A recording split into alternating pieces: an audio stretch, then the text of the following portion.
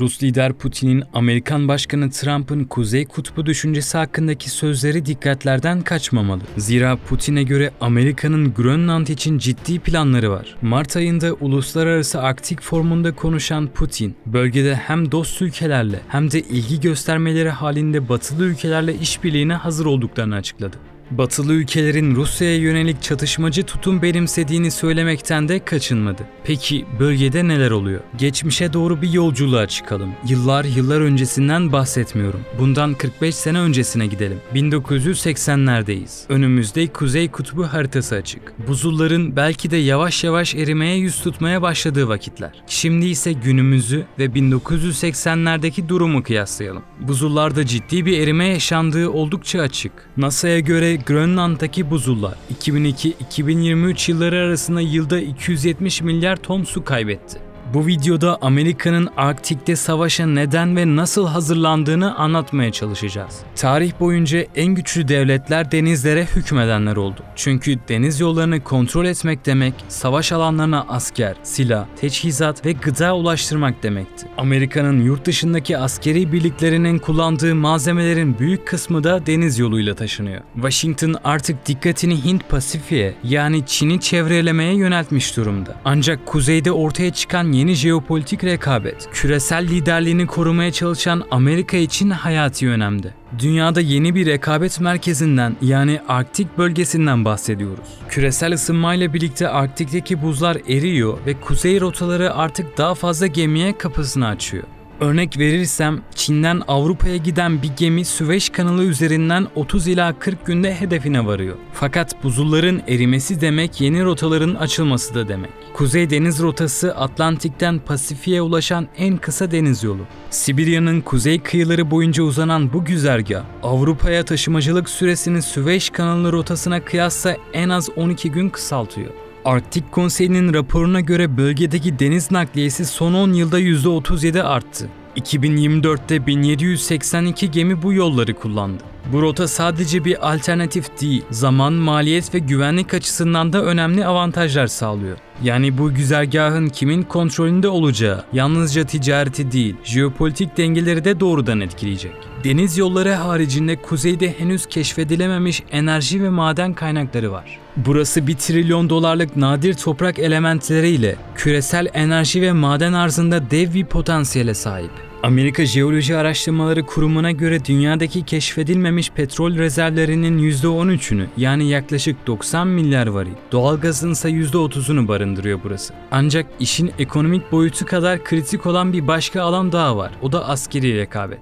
Tüm bu unsurlar Arktik bölgesini 21. yüzyılın satranç tahtasına dönüştürüyor. Amerika rekabete geç kalsa da şu anda vitesi artırarak yarışta öne geçmeye çalışıyor. Öncelikle kendisini Arktik milleti olarak tanımlıyor. 2024'te yayımlanan yeni Arktik stratejisine göre bölge artık bir çatışma sahası. Pentagon'un 2019 raporu da bölgenin güvenlik ortamını şekillendirme çağrısında bulunuyor. 2021'de donanma Blue Arctic başlıklı yol haritasıyla kuzeyde daha iddialı olma hedefini ilan etti. Aynı yıl Kara Kuvvetleri ise Arktik üstünlüğünü yeniden kazanma stratejisini yayımladı. Yani tüm bunlar bölgede Amerika hakimiyetini artırma hedefiyle bağlantılı. Bölgede halihazırda önemli bazı askeri tesisler bulunuyor. Bunların başında Grönland'daki Pitufik uzay üssü geliyor. Burası hem füze savunması hem de uydu iletişimi açısından kritik bir merkez. Ancak Amerika'nın bölgeye yayılmış daha fazla askeri tesise ve altyapıya ihtiyacı var. Ordu bölgeye adapte olmak için ittifak olduğu ülkelerde askeri tatbikatlar yapıyor. Mesela geçtiğimiz ay Rusya sınırına 400 kilometre mesafedeki Norveç'in kuzeyinde bulunan Troms bölgesinde bir tatbikat gerçekleşti. Arktik savaş eğitimleri askerleri -30 derecede savaşmaya hazırlıyor. Tatbikatta deniz piyadeleri dışında İngiltere, Kanada, Finlandiya, Almanya ve Hollanda'dan toplam 10.000 asker katıldı.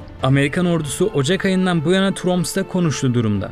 Amaç olası bir kriz anında Atlantik'i hızla geçerek büyük bir gücün nasıl konuşlandırabileceklerini test etmek. Joint Viking Arktik çemberi içindeki tek tatbikat değil. Nordic Response, Arctic Forge, Arctic Dolphin ve Joint Warrior gibi pek çok eğitim faaliyetinin parçası. Şu anda Amerika'nın bölgede etkin bir şekilde varlık gösterebilmesi için yeterli donanma ve sahil güvenlik unsuruna sahip olmadığı biliniyor. Sahil güvenlik yetkilileri yıllardır uyarıyor. Ne acil durumlara müdahale kapasitesi kapasitesi, ne münhasır ekonomik bölgeyi denetleyebilecek imkan, ne de artan trafiğe yanıt verecek bir altyapı mevcut. 2011 yılında yapılan bir araştırmaya göre Amerika'nın kutup bölgesine erişim ihtiyacını karşılayabilmesi için en az 6 yeni buz kıran gemisine ihtiyacı var. Peki gerçek tablo ne? Şu anda görev yapabilecek sadece 2 buz kırana sahip. 50 yaşını deviren Polar Star ve 1999'da göreve başlayan Healy, Amerika Kara Kuvvetleri ne kadar strateji yayımlarsa yayımlasın, deniz üzerinde söz söyleme etkisi donanmaya ait. Soğuk Savaş döneminde Amerika donanması 7 buz kırana sahipti. Arktik bölgesinin kendine özgü şartları, özel eğitimli birlikler, soğuk hava ekipmanları ve sürdürülebilir altyapılar gerektiriyor. Bu da Washington'ın Hint-Pasifik merkezi küresel stratejisini sürdürürken bölgeye dikkat vermesini daha da zorlaştırıyor. İşte bu noktada devreye NATO girebilir. Çünkü Amerika yükü tek başına sırtlayamaz. Trump yönetimi söylemde ne kadar mesafeli görünse ve eleştirel yaklaşsa da pratikte NATO ile bağlarını korumak zorunda.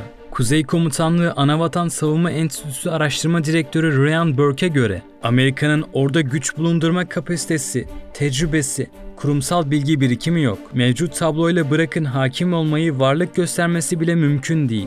Yine de son dönemde bazı önemli adımlar atıldı. Finlandiya NATO'ya katılımının ardından Amerika'ya 15 üssün kapısını açtı.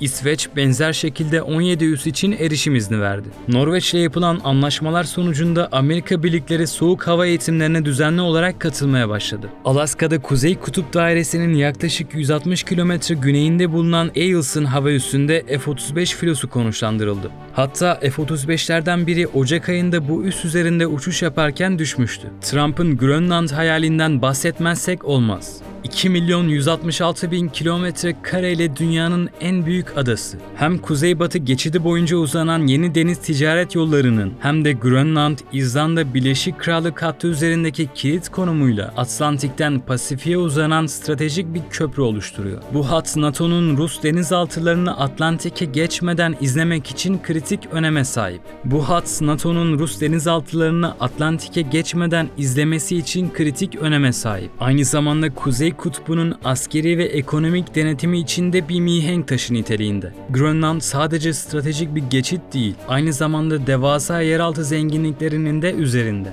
Raporlara göre adanın altında 31 milyar varil eş değerinde petrol ve doğal gaz mevcut. Grönland'ın Amerikan toprağı olması durumunda ülkedeki petrol şirketlerinin değerinin 1 trilyon dolar artabileceği yönünde tahminler var. Adanın nüfusu çoğunluğu yerli Inuit halkı olmak üzere yaklaşık 57 bin. Topraklarının %80'i buzullarla kaplı. Avrupa Komisyonu'nun kritik ham maddeler listesine aldığı 34 mineral var. Bunun 25'i Grönland'da. Bakır, lityum, nikel ve kobalt gibi değerli madenler mevcut. Bu madenler öyle sıradan değil. Rüzgar türbinlerinden elektrikli araçlara, batarya teknolojilerinden çip endüstrisine kadar yeşil dönüşümün tam kalbinde yer alıyorlar. Trump da bu sebeple adayı satın almak istiyor. Washington Post'un 2019'daki tahminine göre Grönland'ın değeri 200 milyon dolarla 1,7 milyar dolar arasında. Son dönemde Çin'in kritik mineraller ve ilişkili teknolojilere ihracat kısıtlaması getirme tehditleri Batı dünyasında büyük tedirginlik oluşturdu. Bu yüzden Amerika yönetimi açısından bu durum artık sadece bir ticaret savaşı değil, doğrudan bir ulusal güvenlik meselesi. Grönland ise bu denklemde Washington için doğal kaynak bağımsızlığının ve stratejik üstünlüğün anahtarı olabilir. Amerika Arktik üzerine bolca strateji yayımlıyor ama bunlar çoğu zaman kağıt üstünde kalıyor. Son dönemde bölgede özel askeri tatbikatları artırmaya çalışıyor. Amerika donanması da yıllardır yeni nesil buz kıranlar üzerinde çalışıyor. Bu gemiler bugüne kadar Amerikan filosunda tasarlanmış en büyük ve en ağır buz kıranlar olacak. Ama planlar kağıt üstünde iyi görünse de pratikte işler o kadar da yolunda gitmiyor. İnşa süreçleri defalarca ertelendi. Tasarım sorunları projeyi yavaşlattı. 2023'te yayınlanan hükümet raporuna göre program hala ciddi gecikme ve maliyet artışı riski taşıyor. Arktik gibi zorlu coğrafyalarda askeri varlık sadece gemi sayısıyla ölçülmez. Alan farkındalığı, operasyonel hazırlık, sağlam haberleşme sistemleri, iklim koşullarına uygun teçhizat ve sürekli görev yapan personel en az gemiler kadar kritik. Amerika'nın bugün bu alanlarda da ciddi eksiklikleri bulunuyor. Öte yandan Alaska'da 2022'de kurulan ve kutup şartlarında görev yapmak üzere eğitilen 11. Hava Tümeni 11.000 askere sahip. Ancak bu birliğin görev tanımı hala küresel konuşlamalar ve büyük çaplı kara operasyonlarını kapsıyor. Peki bu sırada diğer NATO ülkeleri ne yapıyor? 2014'te İngiltere liderliğinde kurulan Müşterek Sefer Gücü, kuzeydeki ülkelerin Arktik savaş kabiliyetlerini eğitmeye de odaklandı. Finlandiya'da yeni bir NATO Kara Kolordu Komutanlığı kuruldu. Almanya'nın Rostock limanında Baltık Görev Gücü Komutanlığı devreye alındı. Ortak bir İskandinav Hava Kuvveti kuruldu. Tüm bu adımlar NATO'nun Arktik çevresinde inşa ettiği 3C stratejisini destekliyor. Uyumluluk, kabiliyet ve iletişim. Yani ortak hareket etme yeteneği, sahada kuvvetini kanıtlama ve kriz anında kesintisiz koordinasyon. Finlandiya'nın savaş konusundaki deneyimi 1939-1940 arasındaki kış savaşına dayanıyor. Evet, teknik olarak yenilmişti. Fakat sayıca çok daha üstün olan Sovyet birliklerine karşı kendi iklimine özgü üstün taktiklerle beklenenden daha uzun süre direnmişti. Bugün Finlandiya NATO'ya kara kuvvetleri ve uzun menzilli ateş gücü katkısı sağlıyor. Norveç ise NATO Soğuk Hava Operasyonları Mükemmelliyet Merkezi'ne ev sahipliği yapıyor. İsveç'in NATO'ya katılımı ittifakın hava kabiliyetini ve savunma sanayisini güçlendirirken, Danimarka'nın Ortak Arktik Komutanlığı bölgedeki deneyim ve varlığıyla katkılar sunuyor. Kanada uzun süredir Amerika'nın Arktik'teki temel ortağı olarak Kuzey Amerika Hava Savunma Komutanlığı bünyesinde kritik bir role sahip. Grönland, İzlanda ve Birleşik Krallık arasında kalan deniz geçidi, Rusya'nın kuzeydeki donanmasının Atlantik'e açılabildiği tek kapı. Bu geçidin kontrolü NATO açısından hayati önemli. Tüm bunlara rağmen NATO'nun bu zorlu coğrafyada hala ciddi askeri kapasite eksiklikleri var. Bölgeye uygun operasyon yeteneklerini güçlendirmesi şart. Bugünün Arktik ortamında başarıya ulaşmak yalnızca sıcak çatışmaya hazır olmakla sınırlı değil. NATO'nun ihtiyaç duyduğu şey uzun menzilli atış gücü, çoklu savaş alanı hakimiyeti, hava ve füze savunması, saldırı helikopter kabiliyeti, amfibi operasyonlar ve tüm bunları uzun süreli görevlerde ayakta tutabilecek güçlü bir lojistik omurga. Şu an bu unsurların büyük kısmı Arktik bölgesi özelinde yetersiz durumda. Peki Rusya ve Çin'in hazırlıkları ne? Bugün Rusya Arktik bölgesi kıyılarının yaklaşık %53'ünü kontrol ediyor. Aynı zamanda bölgenin petrol ve doğalgaz rezervlerinin de büyük kısmı elinde. Özellikle Yamal Yarımadası'ndaki doğalgaz tesisi bu alanda kilit öneme sahip. Elinde 46 buz kıran var. Buna okyanus devriye gemileri ve yeni nesil buzda ilerleyebilen gemiler de dahil. Bu filo Moskova'ya Kuzey Kutbu'nda açık bir avantaj sağlıyor. Gemiler sayesinde bölgede daha hızlı ve daha hareketli olabiliyor. Uzmanlara göre eğer Batı ülkeleri bugün harekete geçse bile Rusya'nın Arktik bölgesindeki askeri kapasitesine yetişmeleri en az 10 yıl sürecek. Bu ciddi bir fark. Danimarka Kraliyet Savunma Koleji'nden Mark Jacobsen'e göre eğer Rusya Amerika'ya bir füze ateşleyecek olsaydı bu saldırı için en kısa yol Kuzey Kutbu ve Grönland üzerinden olurdu. İşte bu yüzden Grönland'daki Pitufik uzay üssü Amerika'nın savunma stratejisinde hayati önemde. Çünkü bu üs sayesinde Arktik üzerinden gelen füze tehditlerini daha erken tespit edebiliyor. Peki kısa vadede bir risk var mı? Amerikalı yetkililer ve askeri analistlere göre şimdilik büyük bir tehdit söz konusu değil. Çünkü Batı'nın konvansiyonel askeri gücü hala Rusya'dan çok daha üstün. Ama Arktik Rusya için vazgeçilmez. Çünkü Rus hükümeti 2030 yılına kadar Kuzey Deniz Yolu üzerinden 100 milyon ton kargo taşımayı hedefliyor. Rusya ayrıca bölgede Çin'le beraber hareket ediyor. İki ülke 9 savaş gemisiyle Kuzeybatı Pasifik'te ortak devriye ve tatbikat gerçekleştirdi. Bu yeterince dikkat çekiciyken aynı tarihlerde ilk kez 2 Rus ve 2 Çin bombardıman uçağı Alaska Hava Savunma Tanımlama Bölgesi'ne girdi. Amerika ve Kanada savaş uçakları da hemen devreye girip uçakları bölgeden uzaklaştırmıştı. Arktik ülkesi olmamasına rağmen kendisini kutuplara yakın bir devlet olarak ilan eden Çin, kutupları gelecek vizyonunun parçası olarak görüyor. Kutup İpek Yolu projesiyle bölgedeki altyapı, lojistik ve enerji yatırımlarını artırıyor. Bu faaliyetler çoğu zaman çift kullanımlı projeler.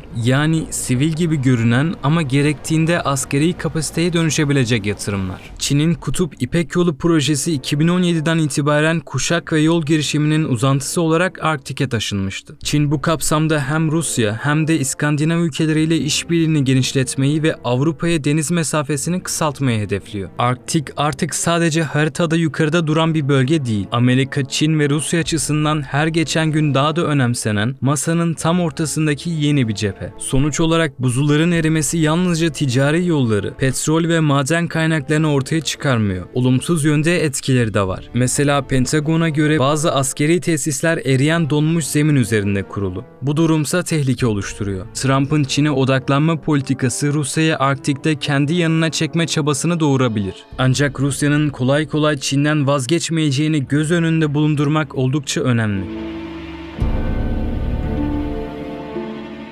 Finlandiya'nın savaş konusundaki deneyimi 1939-1940 arasındaki kış savaşına dayanıyor. Evet, teknik olarak yenilmişti. Fakat sayıca çok daha üstün olan Sovyet birliklerine karşı